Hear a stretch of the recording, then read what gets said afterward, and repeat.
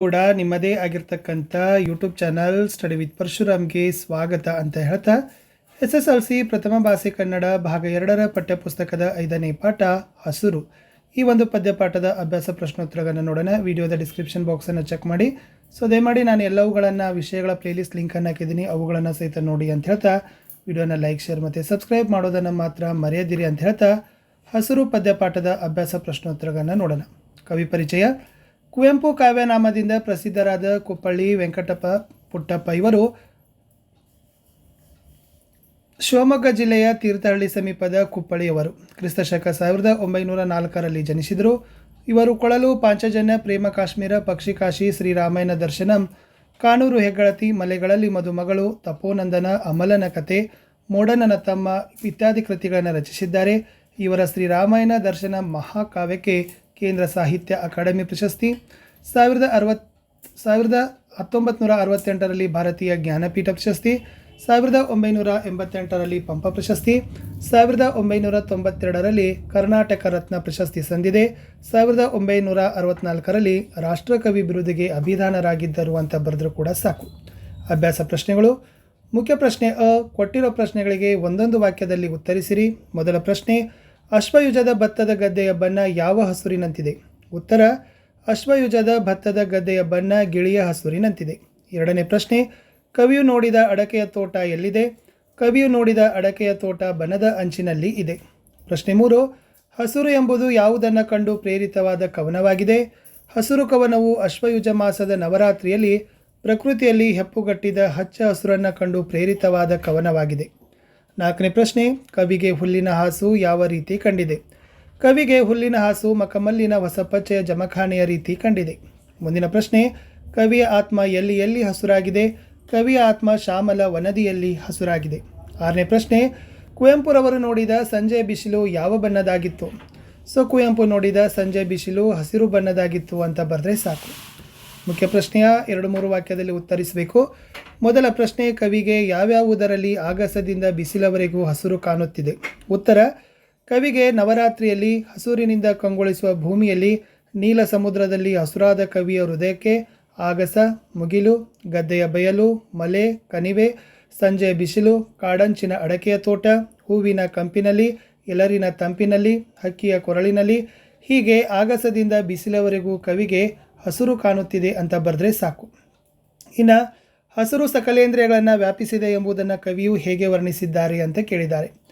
ಉತ್ತರ, ಹಸುರಾದ ಭೂಮಿ, ಆಗಸ, ಮುಗಿಲು, ಗದ್ದೆಯ ಬಯಲು, ಮಲೆ, ಕಣಿವೆ, ಸಂಜೆಯ ಬಿಸಿಲು, ಕಾಡಂಚಿನ ಅಡಕೆ ತೋಟ ಇವೆಲ್ಲ ಕಣ್ಣಿಗೆ ಗೋಚರವಾದರೆ ಹೂವಿನ ಕಂಪಿನ ಹಸುರು ಮೂಗಿಗೆ, ಎಲರಿನ ತಂಪಿನ ಸ್ಪರ್ಶ ಚರ್ಮಕ್ಕೆ, ಹಕ್ಕಿಯ ಕೊರಲಿನ ಚಿಲಿಪಿಲಿ ಗಾನ ಕಿವಿಗೆ, ಶ್ಯಾಮಲ ಸಮುದ್ರದ ಹಸುರು ಕವಿಯಾತ್ಮಕ್ಕೆ, ರಸಪಾನ ಮಾಡಿದಂತಾದುದು ನಾಲಗೆಗೆ, ಹೀಗೆ ಪ್ರಕೃತಿಯ ಹಸುರು ಸಕಲ ಇಂದ್ರಿಯಗಳನ್ನು ವ್ಯಾಪಿಸಿದೆ ಎಂಬುದನ್ನು ಕವಿ ಕುವೆಂಪು ಅವರು ಅಭೂತಪೂರ್ಣವಾಗಿ ವರ್ಣಿಸಿದ್ದಾರೆ ಅಂತ ಬರೆದ್ರೆ ಸಾಕು. ಮುಂದಿನ ಪ್ರಶ್ನೆ, ಕವಿಯಾತ್ಮವು ಹಸುರುಗಟ್ಟಲು ಕಾರಣವಾದ ಹಿನ್ನೆಲೆಯ ಅಂಶಗಳೇನು ಅಂತ ಕೇಳಿದರು.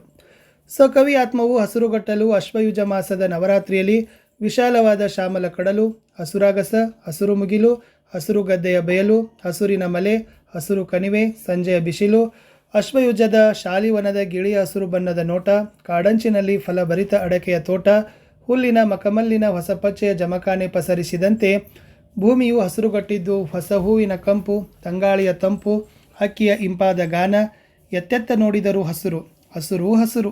ಇವೆಲ್ಲ ಕವ್ಯಾತ್ಮವು ಹಸುರುಗಟ್ಟಲು ಕಾರಣವಾದ ಹಿನ್ನೆಲೆಯ ಅಂಶಗಳಾದವು. ಮುಖ್ಯ ಪ್ರಶ್ನೆ ಈ ಕೊಟ್ಟಿರೋ ಪ್ರಶ್ನೆಗಳನ್ನು 8-10 ವಾಕ್ಯಗಳಲ್ಲಿ ಉತ್ತರಗಳನ್ನು ಬರೀಬೇಕು. ಮೊದಲ ಪ್ರಶ್ನೆ, ಹಸುರು ಕವನದ ರೀತ್ಯ ಎಲ್ಲೆಲ್ಲಿ ಹಸುರು ವ್ಯಾಪಿಸಿದೆ ಎಂಬುದನ್ನು ವಿವರಿಸಿರಿ. ಉತ್ತರ, ಹಸುರು ಕವನವು ಅಶ್ವಯುಜ ಮಾಸದ ನವರಾತ್ರಿಯಲ್ಲಿ ಪ್ರಕೃತಿಯಲ್ಲಿ ಹೆಪ್ಪುಗಟ್ಟಿದ ಹಚ್ಚ ಹಸುರನ್ನು ಕಂಡು ಅವರಿಗುಂಟಾದ ಸೌಂದರ್ಯಾನುಭವದ ಪ್ರಕೃತಿ, ಅಲ್ಲಿಯ ಹಸರುಗಳೊಂದಿಗೆ ಕುವೆಂಪು ಹೊಂದಿದ್ದ ಸಮೀಪ ಪ್ರೇರಿತವಾದ ಕವನವಾಗಿದೆ. ಇದು ಕುವೆಂಪು ಅವರ ಸ್ಥಳವಾದ ಮಲೆನಾಡಿನ ಕುಪ್ಪಳಿಯ ಕವಿಶೈಲದಲ್ಲಿ ಸಂಬಂಧವನ್ನು ತೋರಿಸುತ್ತದೆ. ಕವಿಯಾತ್ಮವು ಹಸುರುಗಟ್ಟಲು ಅಶ್ವಯುಜ ಮಾಸದ ನವರಾತ್ರಿಯ ದಿನದಲ್ಲಿ ಹೊಸ ಚಿಗುರಿನಿಂದ ಕೂಡಿದ ಭೂಮಿಯಲ್ಲಿ ವಿಶಾಲವಾದ ಶ್ಯಾಮಲ ಕಡಲು ಹಸುರಾಗಿರುವುದನ್ನು ನೋಡಿ ಕವಿಯ ಆತ್ಮವನ್ನು ರಸಪಾನದಲ್ಲಿ ಮಿಂದಿತು. ಆಗಸದಲ್ಲಿ, ಮುಗಿಲಿನಲ್ಲಿ, ಗದ್ದೆಯ ಬಯಲಿನಲ್ಲಿ, ಬೆಟ್ಟಗುಡ್ಡಗಳಲ್ಲಿ, ಕಣಿವೆಯಲ್ಲಿ ಸಂಜೆಯ ನೋಟ, ಅದರ ಪಕ್ಕದಲ್ಲೇ ಕಾಡಂಚಿನಲ್ಲಿ ಫಲಭರಿತ ಅಡಕೆಯ ತೋಟ, ಹುಲ್ಲಿನ ಮಕಮಲ್ಲಿನ ಹೊಸಪಚ್ಚೆಯ ಜಮಖಾನೆ, ಹರಡಿದಂತೆ ಭೂಮಿಯು ಹಸುರಿನಿಂದ ಮೈ ಮುಚ್ಚಿರಲು ಕವಿಗೆ ಬೇರೆ ಬಣ್ಣಗಳೇ ಕಾಣದಾದವು. ಹೊಸ ಹೂವಿನ ಕಂಪು, ತಂಗಾಳಿಯ ತಂಪು, ಹಕ್ಕಿಯ ಇಂಪಾದ ಗಾನ, ಅತ್ತ ಇತ್ತ ಎತ್ತ ನೋಡಿದರೂ ಹಸುರು ಹಸುರು ಹಸುರು. ಇದನ್ನು ನೋಡಿದ ಕವಿಯಾತ್ಮವು ಹಸುರುಗಟ್ಟಿತು. ಕವಿಯ ದೇಹದಲ್ಲೂ ಹಸುರು ರಕ್ತವೇ ಹರಿದಾಡಿತು ಎಂದು ಹಸುರು ವ್ಯಾಪಿಸಿದ ಬಗೆಯನ್ನು ಕವಿ ವರ್ಣಿಸಿದ್ದಾರೆ ಅಂತ ಬರೆದ್ರೆ ಸಾಕು. ಇನ್ನು ಪ್ರಕೃತಿ ಹಸುರು ಜೀವ ಜಗತ್ತಿಗೆ ಎಷ್ಟು ಮುಖ್ಯ ಎಂಬುದನ್ನು ಕುರಿತು ನಿಮ್ಮ ಅಭಿಪ್ರಾಯಗಳನ್ನು ಬರೀರಿ ಅಂತ ಕೇಳಿದ್ದಾರೆ. ಇಲ್ಲಿ ಹಸುರು ಶಾಂತಿ ಮತ್ತು ನೆಮ್ಮದಿಯ ಸಂಕೇತ. ಹಸುರು ಕಣ್ಣುಗಳಿಗೆ ತಂಪಿನ ಅನುಭವವನ್ನು ನೀಡುತ್ತದೆ. ಹಸುರು ಇಳೆಯ ಉಸಿರಾಗಿದೆ. ಆದ್ದರಿಂದ ಇದು ಜೀವ ಜಗತ್ತಿಗೆ ಅತಿ ಮುಖ್ಯ. ಮಳೆಯಾಗಿ ಬೆಳೆಯು ಹಸಿರಿನಿಂದ ಕಂಗೊಳಿಸಿದಾಗ ರೈತನ ಮುಖದಲ್ಲಿ ಸಂತಸ ವ್ಯಕ್ತವಾಗ್ತದೆ. ಅಶ್ವಯುಜ ಮಾಸದ ನವರಾತ್ರಿಯ ಪ್ರಕೃತಿಯಲ್ಲಿ ಹೆಪ್ಪುಗಟ್ಟಿದ ಹಚ್ಚ ಹಸುರಿನಿಂದ ಜೀವ ಜಗತ್ತಿನಲ್ಲೂ ಹಸುರಿನ ಭಾವ ಕಾಣುತ್ತದೆ. ಹಸುರಿನಿಂದ ಕೂಡಿದ ಗಿಡಮರಗಳು ಪ್ರಾಣಿ ಪಕ್ಷಿಗಳಿಗೆ ಆಹಾರವನ್ನು ನೀಡುತ್ತವೆ. ಆದ್ದರಿಂದ ಪ್ರಾಣಿ ಪಕ್ಷಿಗಳು ಸಹ ಹಸುರನ್ನು ಕಂಡು ಆನಂದದಿಂದ ಕುಣಿದಾಡುತ್ತವೆ. ಆದ್ದರಿಂದ ಪ್ರಾಣಿ ಪಕ್ಷಿಗಳು ಸಹ ಹಸುರನ್ನು ಕಂಡು ಆನಂದದಿಂದ ಕುಣಿದಾಡುವಂತೆ ಪ್ರಕೃತಿಯಲ್ಲಿ ಅರಳಿದ ಹೊಸ ಹೂವಿನ ಕಂಪನ್ನು ಹಸುರಿನ ಭಾವದಿಂದ ಮೂಗು ಅಘ್ರಾಣಿಸುತ್ತದೆ. ಎಲೆಗಳ ತಂಪು ಮೈಗೆ ಹಸುರು ಸ್ಪರ್ಶದ ಆನಂದವನ್ನು ನೀಡುತ್ತವೆ. ಮರಗಿಡಗಳ ಮೊದರಿನಿಂದ ಬರುವ ಹಕ್ಕಿಯ ಕೊರಳಿನ ಇಂಪು ಕಿವಿಗೆ ಹಸುರಿನ ಆನಂದವನ್ನು ನೀಡುತ್ತದೆ. ಅಲ್ಲಿ ಇಲ್ಲಿ ಎಲ್ಲೆಲ್ಲೂ ಹಾಗೂ ಕಡಲಿನಲ್ಲೂ ಪ್ರಕೃತಿಯು ಹಸುರಿನಿಂದ ಕೂಡಿ ಹಚ್ಚ ಹಸುರಾಗುತ್ತದೆ. ಜೀವ ಜಗತ್ತು ಈ ಹಸುರಿನ ಭಾವದಿಂದ ಕೂಡಿ ಪುಳಕಗೊಳ್ಳುತ್ತದೆ. ಪ್ರಕೃತಿಯ ಹಚ್ಚ ಹಸುರಿನ ಹಿನ್ನೆಲೆಯಲ್ಲಿ ಜೀವ ಜಗತ್ತು ಹಸುರುಗಟ್ಟಿ ಹಸುರು ಭಾವವನ್ನು ಮೈದುಂಬಿಕೊಂಡು ಶಾಂತಿಯನ್ನು ಅನುಭವಿಸುತ್ತದೆ ಅಂತ ಬರೆದ್ರೆ ಸಾಕು. ಇನ್ನು ಸಂದರ್ಭ ಸಹಿತ ಸ್ವಾರಸ್ಯವನ್ನು ಬರೀಬೇಕು. ಮೊದಲ ಪ್ರಶ್ನೆ ಇತ್ತು ಹಸುರಾದುದು ಕವಿಯಾತ್ಮಂ ಅಂತ ಇದೆ. ಫಸ್ಟ್ ಆಯ್ಕೆ ಬರೀತೀರಿ. ಈ ವಾಕ್ಯವನ್ನು ಕುವೆಂಪು ಅವರ ಪಕ್ಷಿಕಾಶಿ ಕವನ ಸಂಕಲನದಿಂದ ಆರಿಸಲಾಗಿರುವ ಹಸುರು ಎಂಬ ಪದ್ಯಪಾಠದಿಂದ ಆರಿಸಲಾಗಿದೆ. ಸಂದರ್ಭ ನವರಾತ್ರಿಯ ನವಧಾತ್ರಿಯ ಈ ಶ್ಯಾಮಲ ವರ್ಣದ ಕಡಲಿನಲ್ಲೂ ಕವಿಯ ಆತ್ಮ ಹಸುರಾಯಿತು, ರಸಪಾನದಲ್ಲಿ ಮಿಂದಿತು ಎಂದು ಪ್ರಕೃತಿಯಲ್ಲಿ ವ್ಯಾಪಿಸಿರುವ ಹಸುರಿನ ಬಗ್ಗೆ ವರ್ಣಿಸೋ ಸಂದರ್ಭದಲ್ಲಿ ಕವಿ ಈ ಮಾತನ್ನು ಹೇಳಿದ್ದಾರೆ. ಇದು ಕುವೆಂಪು ಅವರ ಸ್ಥಳವಾದ ಮಲೆನಾಡಿನ ಕುಪ್ಪಳಿಯ ಕವಿಶೈಲದಲ್ಲಿ ಅವರಿಗುಂಟಾದ ಸೌಂದರ್ಯಾನುಭವ, ಪ್ರಕೃತಿ, ಅಲ್ಲಿಯ ಹಸರುಗಳೊಂದಿಗೆ ಕುವೆಂಪು ಹೊಂದಿದ್ದ ಅವಿನಾಭಾವ ಸಂಬಂಧವನ್ನು ತೋರಿಸ್ತದೆ. ಸ್ವಾರಸ್ಯ ನವರಾತ್ರಿಯ ಕಪ್ಪು ಕಡಲಿನಲ್ಲೂ ಹಸುರನ್ನು ಕಾಣುವ ಕುವೆಂಪು ಅವರ ಕವಿಯಾತ್ಮದ ಪ್ರಕೃತಿಯ ರಸಾಸ್ವಾದನೆ ಇಲ್ಲಿ ಸ್ವಾರಸ್ಯಪೂರ್ಣವಾಗಿ ವ್ಯಕ್ತವಾಗಿದೆ ಅಂತ ಬರೆದ್ರೆ ಸಾಕು. ಇನ್ನು ಸೆಕೆಂಡ್ ಲೈನ್ ಏನಿತ್ತು ಅಂದ್ರೆ ಬೇರೆ ಬಣ್ಣವನೇ ಕಾಣೆ ಅಂತ ಇದೆ. ಈ ವಾಕ್ಯವನ್ನು ಕುವೆಂಪು ಅವರ ಪಕ್ಷಿಕಾಶಿ ಕವನ ಸಂಕಲನದಿಂದ ಆರಿಸಲಾಗಿರುವ ಹಸುರು ಎಂಬ ಪದ್ಯಪಾಠದಿಂದ ಆರಿಸಲಾಗಿದೆ.